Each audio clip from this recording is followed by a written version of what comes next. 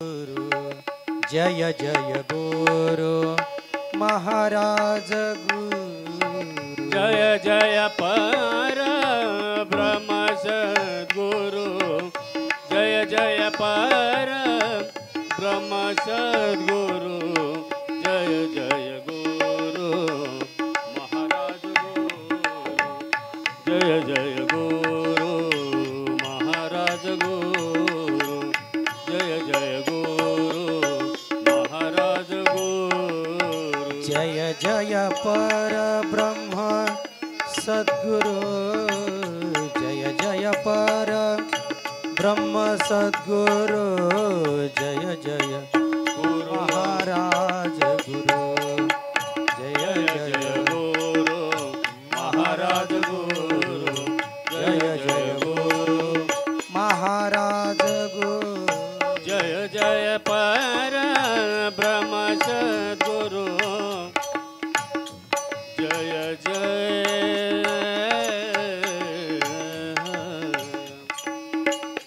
जय जय जय जय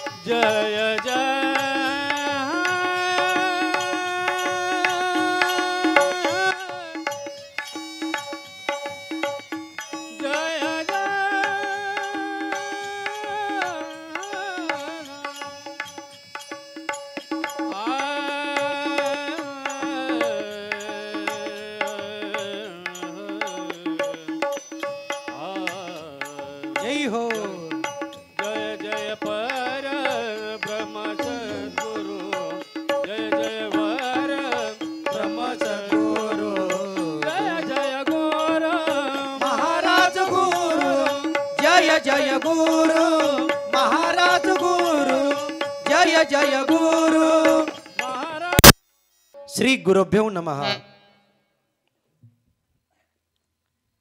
जय जयाजी सदाशिवा परब्रह्माद्वानंद वैभवा नमो तुझ देवादिदेवा परमेश्वरा जगद्गुरु। आता नमुच शक्ती जी जगन्माता पार्वती अज्ञ जना उत्तम गती जयाची अनुग्रहे वेदा पर शिवा परब्रह्मा नेनवी तुझा महिमा साकार भुवोनी आम्हा हे तू पूर्वीस इच्छितसे।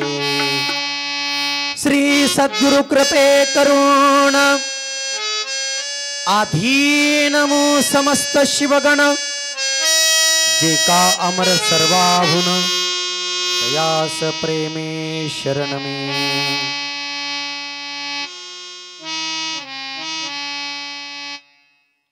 श्री शिवाय नमस्तुभ्यं श्री शिवाय नमस्तुभ्यं श्री शिवाय नमस्तुभ्यं। अनंत कोटी ब्रह्मांड नायक विश्वव्यापक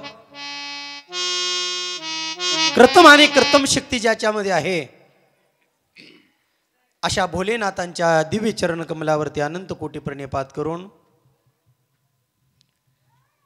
संजीवन समाधी राधे शिवयोगी संत शिरोमणी मनमत माऊली क्रांती सूर्य जगज्योती महात्मा बसवांना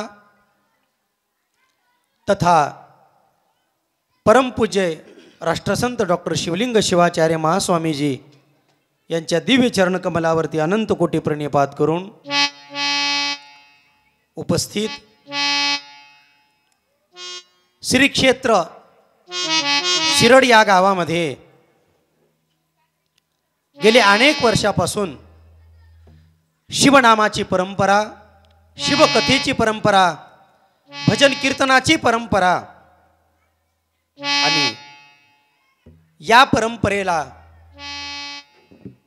समस्त ग्रामस्थांच्या माध्यमातून थोडं त्या साईडची मुलं गप्प बसवा, तिथं थोडं गर्दा करायला बघा. ते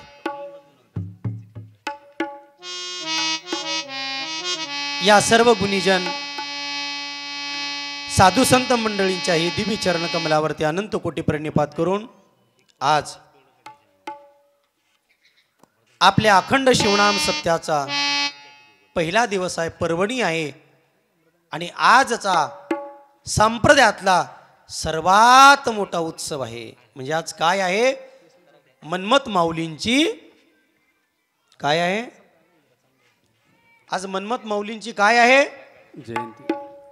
आज मन्मथ माऊलींची काय आहे? जन्मोत्सव.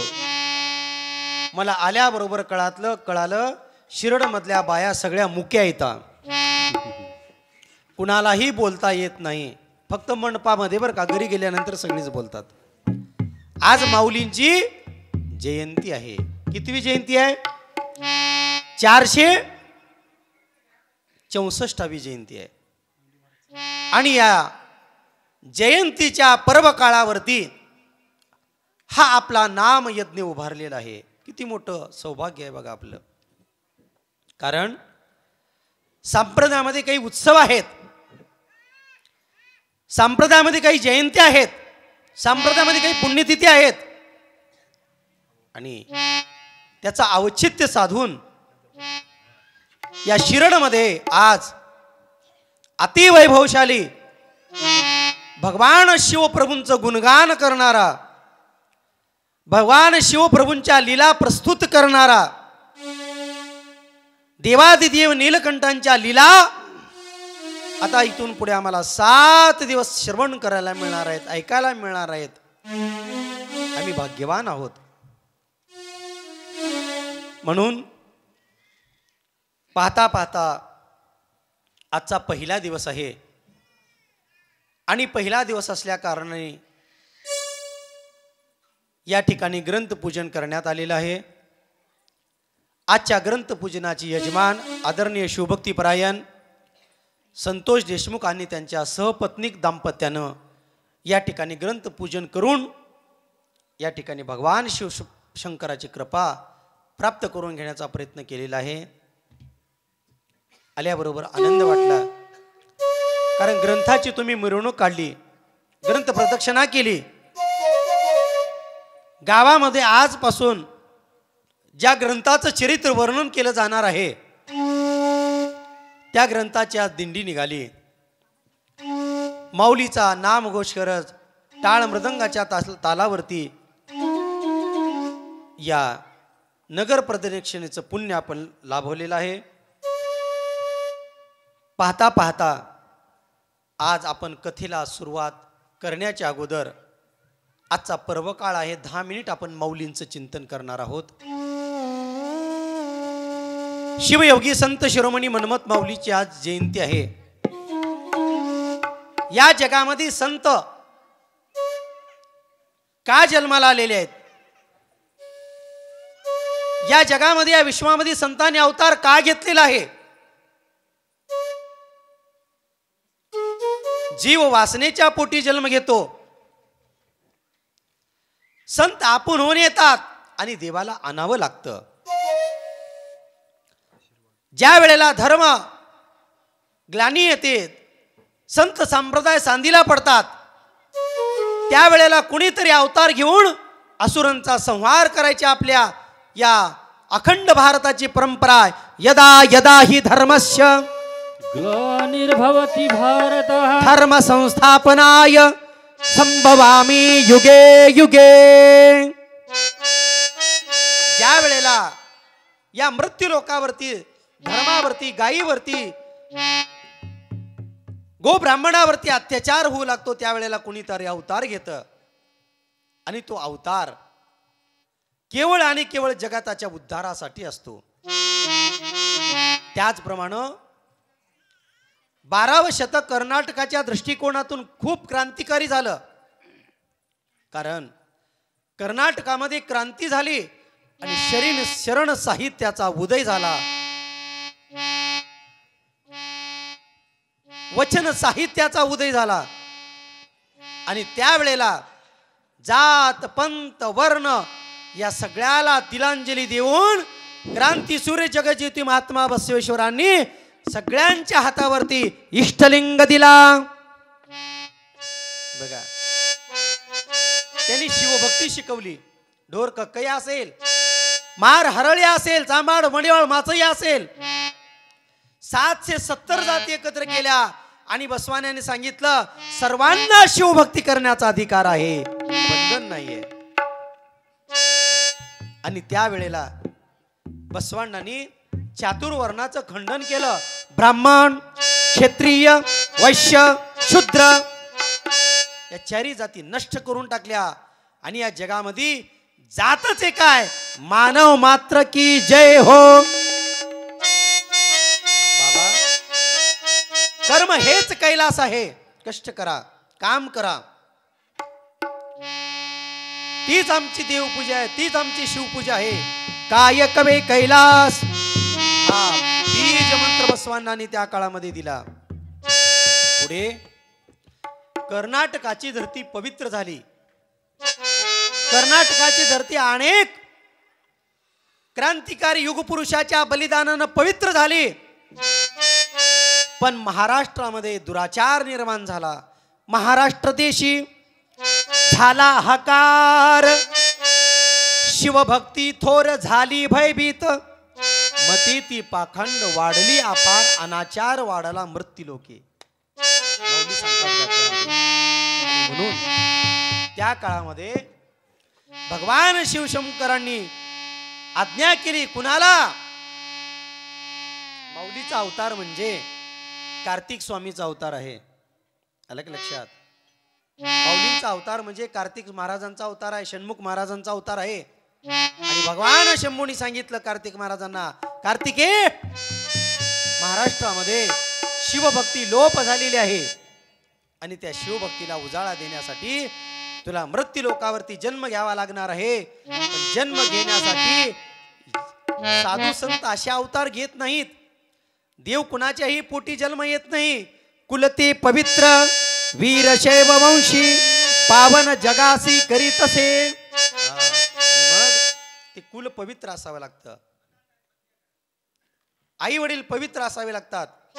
आणि म्हणून कळंबीचा स्वामी शिवलिंग देव भक्ती अभिनव तयाचे की. शिवलिंग स्वामी आणि माता पार्वती. कळंब हे त्यांचं गाव आहे, मूळ गाव माऊलींचं. आणि नेकनूर हे मन्मथ माऊलींच्या मामाचं गाव आहे. आलं का लक्षात? तिथे त्यांनी जन्म घेतला. आणि कळंबला कुणी राहत नव्हतं. त्यांची काही प्रॉपर्टी नसल्या कारणाने, आपल्या घरी गरिबी असल्या कारणाने मन्मथ माऊली नेकनूरलाच वाढले. आपल्या आजोबाच्या घरीच ते मोठे झाले. आणि बघता बघता माऊलींना नाद लागला. कशाचा? कशाचा नाद लागावा माणसाला? नाद लागावं तर देवाच्या नावाचा लागावा. म्हणून माऊली प्रमाण देतात. शिवनाद शिवछंद वाचे शिवस्मरावा. नाद लागला कशाचा? पोवाड्याचा. आणि माऊली पोवाडे करू लागले, कलगीतुरा करू लागले, लावण्या करू लागले. आणि करता करता महाराज त्या काळामध्ये शिखर शिंगणापूरला चैत्र महिन्यामध्ये जत्रा भरायची, आजही भरते. आणि त्या कवडीच्या जत्रामध्ये मन्मथ माऊली लावण्या करू लागली. आता काय सांगायचं? जन्म झाला होता कशासाठी? उद्धारासाठी. माऊली काय करू लागले? तमाशाच्या फडामध्ये राहू लागले. त्यावेळेला मानूर मठाचे सद्गुरू नागनाथ महाराजांना कळालं. आणि नागनाथ स्वामींनी मन्मथ माऊलीला बोलवून पाठवलं. जावा बोलून आणा माऊलींना, त्यांचं हे काम नाहीये. या सबंध वीरशैवाला जागा करण्यासाठी त्यांचा अवतार झालेला आहे. येई बा मन्मथा, येई बा मन्मथा, तुझ बिन त्राता कोणी नाही. तुझा वीरशैव झाला बा पोरका, तुझ बिन देखा ही नदी. आणि माऊलीला बोलवण्यात आलं. आणि माऊलीने त्यावेळेला सद्गुरूंची कृपा झाल्यानंतर माऊलीनी कठोर तपश्चर्या आरंभ केली. आणि मन्मथ माऊलीनी पहिलं अनुष्ठान श्री क्षेत्र शिवकडा इथे केलं. बघा, लक्ष द्या. शिवकडा कुठे? भूम परंड्याच्या जवळ, हाडोंगळी गावाच्या जवळ शिवकडा म्हणून एक प्रसिद्ध अशा प्रकारचं मन्मथ माऊलींचं तपश्चर्याचं ठिकाण आहे. त्या देवस्थानाला जवळजवळ 52 एकर जमीन इनामी दिलेली आहे. तिथला एक राजा होता, त्या राजाच्या नवसापोटी खूप मोठी प्रॉपर्टी त्या ठिकाणी दिवाबत्ती करण्यासाठी आजही तागायत आहे. आणि तिथे माऊलीने कठोर तपश्चर्या केली आणि तिथे माऊलीने 3 ग्रंथ लिहिले. स्वयंप्रकाश. स्वयंप्रकाश म्हणजे जो माणूस स्वतःला ओळखत नाही, जो माणूस स्वस्वरूपाचं ज्ञान प्राप्त करू शकत नाही, जो माणूस स्वतःमध्ये दडलेल्या आत्मस्वरूपाचं दर्शन करू शकत नाही, तोपर्यंत तो जगाला उपदेश करू शकत नाही. म्हणून दुसरा ग्रंथ लिहिला गुरुगीता. स्वयंप्रकाश आणि अमृत अनुभव अशा प्रकारचे 3 ग्रंथ शिवकड्याला माऊलींनी रचले. तिथून पुढे माऊलींचा प्रवास सुरू झाला आणि तिथून पुढे माऊलींनी हातामध्ये टाळ घेतला, विना घेतला, लावणी टाळ मृदंग शिव ब्रह्मरसावडीने आणि मानूर मठापासून ते श्री क्षेत्र शिखर शिंगणापुरापर्यंत माऊलींनी मजल दर मजल मजल दर मजल करत करत करत करत भजन कीर्तनाची परंपरा आरंभ केली आणि अख्खा महाराष्ट्र ढवळून काढला. पुढे माऊलींची ती यात्रा बघता बघता श्री क्षेत्र पंढरपूर मध्ये आली आणि माऊलींचं वाळवंटामध्ये कीर्तन रंगलं. गुरु महाराज गुरु जय जय परब्रह्म सद्गुरु.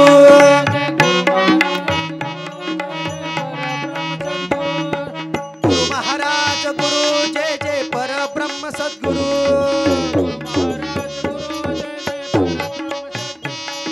गुरु महाराज गुरु जय जय परब्रह्म सद्गुरु. पार्वती पते शिव हर हर. मृदंग लावण्यात आला, विना लावण्यात आले, माऊलीचं भजन सुरू झालं. आता वाळवंटामध्ये सदा रामकृष्ण हरीचा जप व्हायचा. पण हे गुरु महाराज गुरु भजन नवीनच आलं, कुठून आलं काय नाही. आणि तिथल्या काही पूजा पाठ करणाऱ्या लोकांनी माऊलीचं भजन थांबवलं. म्हणले मन्मथ स्वामीला, म्हणले महाराज थांबा, इथे वाळवंटावरती केवळ वारकरी संप्रदायाचं भजन करायची पद्धत आहे. त्यावेळेला माऊलीने त्या ठिकाणी गुरु महाराज गुरु जे जे परब्रह्म सद्गुरु या शब्दाची उकलन करून दिली. जे जे या जगामध्ये आहे ते परब्रह्म स्वरूप आहे. म्हणून माऊलीने असा ज्ञानबोध केल्यानंतर माऊलीना वाळवंटामध्ये सब संतन का बाबा ही पदवी बहाल करण्यात आली आणि तिथून माऊलींचा प्रवास पुढे सुरू झाला. गुरुच्या आज्ञेवरून परत माऊली श्री क्षेत्र कपिलधार येथे आले आणि तिथे 41 दिवसाचं कठोर अनुष्ठान करून शिवयोगी संत शिरोमणी मन्मथ माऊलींनी परमरहस्यासारखा अलौकिक ग्रंथ लिहिला. परमरहस्य ग्रंथ ग्रंथराज थोर. परमरहस्य ग्रंथ ग्रंथराज थोर. परमरहस्य ग्रंथ ग्रंथराज थोर. परमरहस्य ग्रंथ ग्रंथराज थोर. परमरहस्य ग्रंथ ग्रंथराज थोर. परमरहस्य ग्रंथ ग्रंथराज थोर. परमरहस्य ग्रंथ ग्रंथराज थोर. परमरहस्य ग्रंथ ग्रंथराज थोर. शिवयोग विचार सांगितला. शिवयोग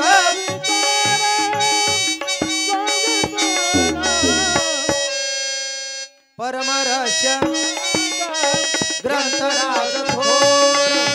परमरहस्य ग्रंथ ग्रंथराज थोर. परमरहस्य ग्रंथराज थोर. हर हर.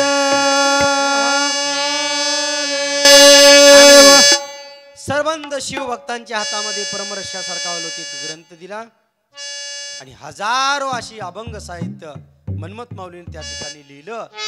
आणि बघता बघता काळ येण्याच्या अगोदर, मृत्यू येण्याच्या अगोदर समय येण्याच्या अगोदर माऊलींनी समाधी घेतली, त्याला संजीवन समाधी आपण असं म्हणतो.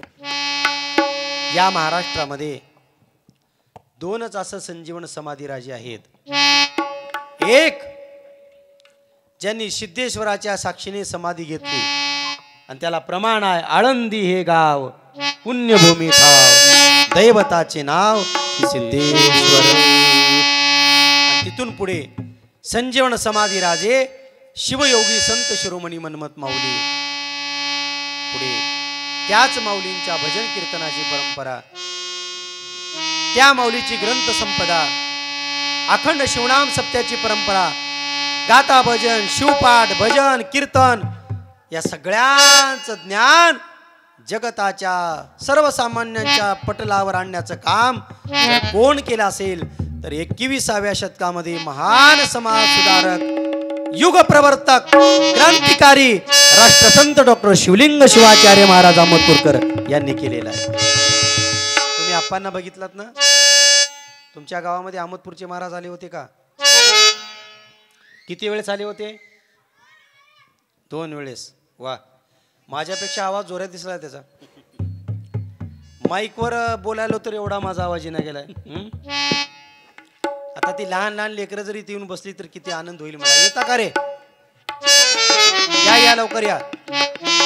नाही येणार ते, कारण भजन कीर्तन माणसाला जोपर्यंत आवडणार नाही, जोपर्यंत त्याचं पाप संपणार नाही, तोपर्यंत माणसं मंडपाकडे येणार नाहीत. आणि त्या राष्ट्रसंतांनी आम्हाला या भजन कीर्तनाची परंपरा, शिवकथेची परंपरा घालून दिली. आणि म्हणून शिवकथेच्या माध्यमातून आम्हाला भरपूर अशा काही कथा आम्हाला पाहायच्या आहेत. पण तद्वत त्या राष्ट्रसंत सद्गुरू शिवलिंग शिवाचार्य महाराजांच्या चरणावरती अनंत कोटी प्रणिपात करून त्यांना त्यांच्या दिव्य प्रेरणेने चालत असलेल्या या सप्त्याला उजाळा देण्यासाठी त्या माऊलींच्या कुठेतरी आत्म्याला शांती लागावं म्हणून त्या माऊलीसाठी एक सुंदर गीत आपण गाऊया. गुरु माऊली शिवलिंग थोर, माझी माऊली माऊली शिवलिंग थोर, गुरु माऊली शिवलिंग थोर, माझी माऊली शिवलिंग थोर. गुरु माऊली शिवलिंग थोर, माझी माऊली माऊली शिवलिंग थोर. गुरु माऊली शिवलिंग थोडा विको द्या मला, विको. माझी माऊली शिवलिंग थोर. देहासाठी देह जिजविला, जागृत करण्यात वीरशैवाला, आस पुरविला झाला अवतार. गुरु माऊली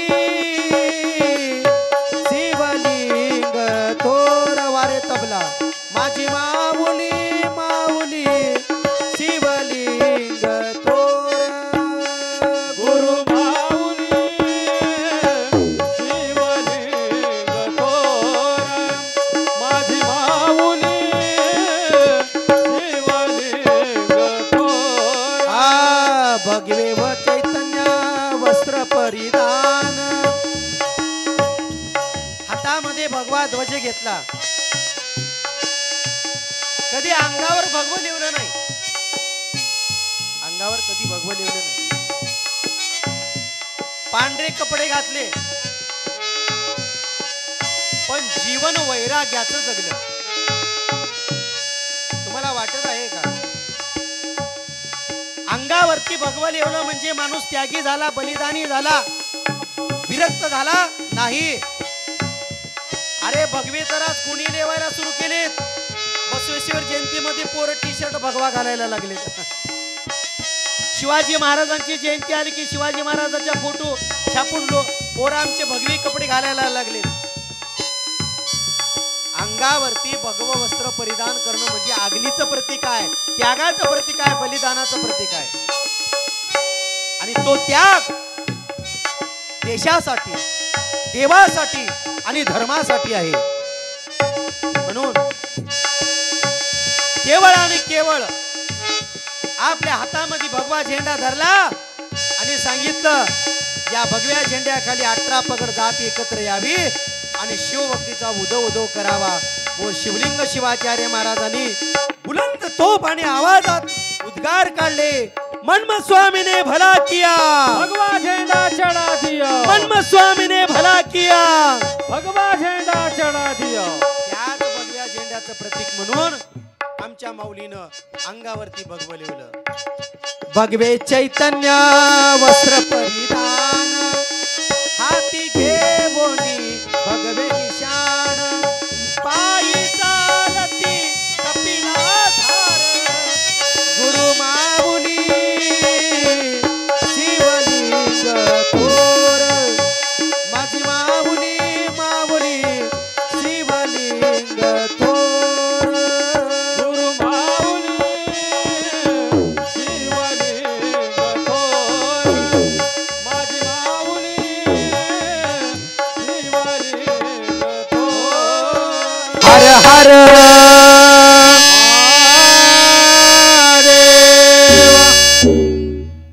गुरु माऊली माऊली शिवलिंग थोर. वारे बापरे, नंबर एक सिस्टम बरं का.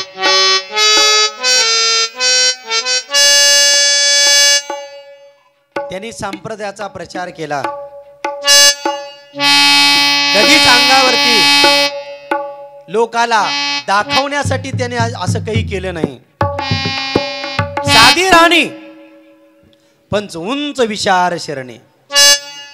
बघा परमार्थाचं ब्रीद वाक्य आहे.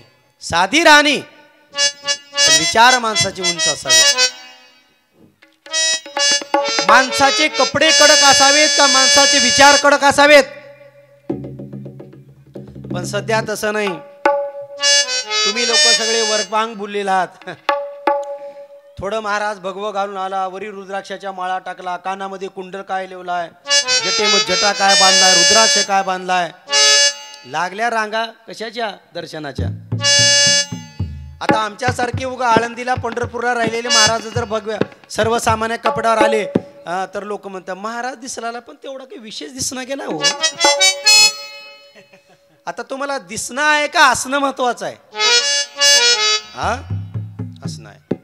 आता काही कथाकार तुमच्या गावात येऊन गेलेले आहेत, छकपक राहिलेले आहेत काही माणसं. छकपक म्हणालो मी. पण आम्हाला तसलं की संप्रदायानं राहायला शिकवलं नाही. साधं राहा, साधच राहा, साधच बोला, साधच वागा. पण लोकांना संप्रदायाचं ज्ञान आणि लोकांना देव देश धर्मासाठी आपुलकी निर्माण करण्याचं वक्तव्य आमच्या गुरुने आम्हाला सांगितलेले तेच ज्ञान आम्ही तुम्हाला सांगणार आहोत. म्हणून मानवी जीवनामध्ये प्रबोधन करायला किंमत का आहे. शाळेमध्ये सर्व विद्यार्थ्यांना शिक्षक शिकवतात, ज्ञानदान देतात. ज्ञानदान त्या विद्यार्थ्याला एवढं प्रगतीला नेऊन पोहोचवतात, एवढं प्रगतीला नेऊन पोहोचवतात. पण विद्यार्थ्याकडून शिक्षकाला एकही रुपयाचा मोबदला मिळत नाही. त्या शिक्षकाला मोबदला देण्याचं काम शासन करतं. तसं सर्वसामान्य जीव आहेत, आमची बोळी बाबडी माणसं आहेत, सर्वसामान्य शेतकरी वर्ग आहे. आणि त्या लोकांना संत संप्रदायाचं ज्ञान देण्याचं काम केवळ आणि केवळ कथाकार कीर्तनकारांचं आहे. आणि त्या कीर्तनकाराला त्या लोकांकडून काहीच अपेक्षा नाही. म्हणून सप्ताहाच्या कार्यकर्ता आणि सप्ताहाची कमिटी त्यांना वेगवेगळ्या प्रकारचं मानधन देते. पण उद्देश काय आहे, केवळ आणि केवळ तुम्ही सुख समाधानाला प्राप्त व्हावं हाच या सप्ताहाच्या पाठीमागचा उद्देश आहे. म्हणून या भगवान शिवप्रभूंची लीला त्यांचं गुणगान, त्यांच्या कथा 18 पुराणामध्ये वेदव्यासांनी प्रकट स्वरूपाने शिवमहापुराणामध्ये त्यांनी लिहिलेले आहेत. ते कथानक आहे, सर्वसामान्याला समजणार आहे, सर्वसामान्याला सहज ते गिळंकृत होणारं ज्ञान आहे. म्हणून या ज्ञानाचा उगम भगवान शंकराने आपल्या जटेतून केलेला आहे.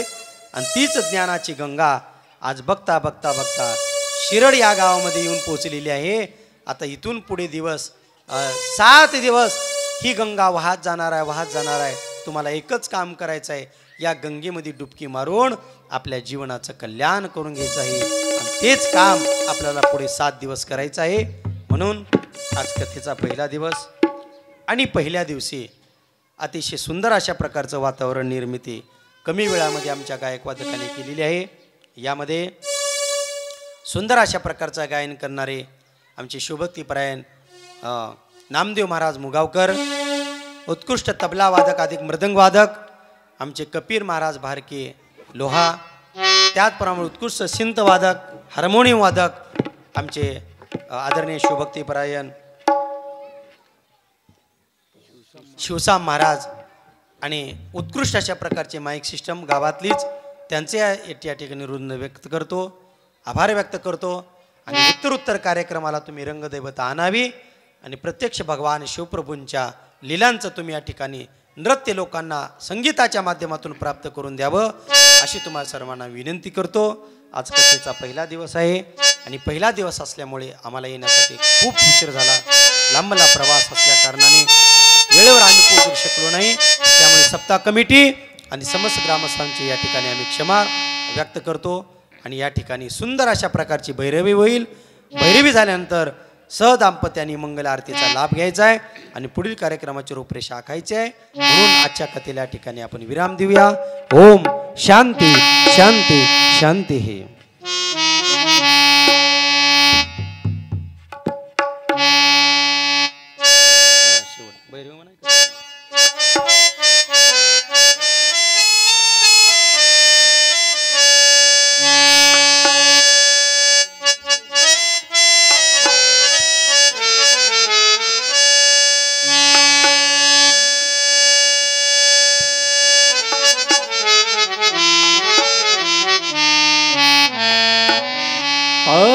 माझ्या मनाला गोचाळा,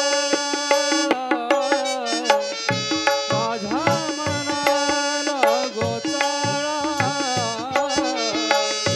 माझ्या मनाला गोचाळा, माझ्या मनाला गोचाळा.